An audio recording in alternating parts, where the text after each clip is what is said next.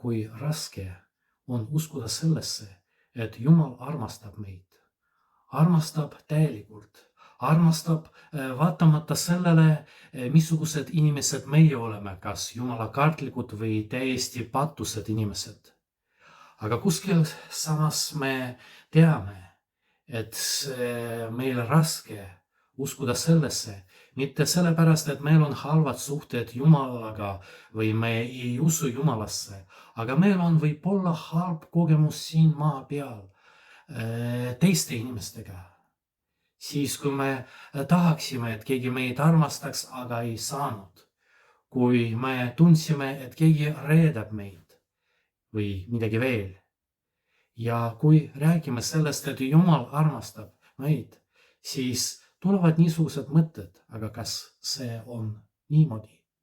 Kas ei ole nagu teiste inimestega, et tõesti niisugust armastust üldse ei ole olemas?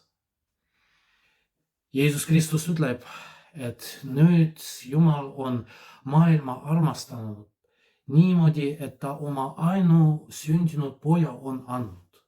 Ohverdas midagi, mis on väga tähtis tema jaoks. Raske kujutada ette, et keegi suudab ohverdada oma poja näiteks. Aga Jumal tegi seda. Ja meie poolt on vaja usaldada Jumalat. Vaatamata sellele, et see on tõesti raske ja kogu aeg tulevad mõtted, mis toimub siin maa peal.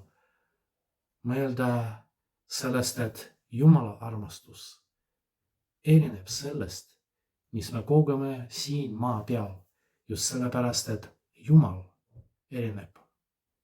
Ta suudab teha midagi, mida meie ei suuda.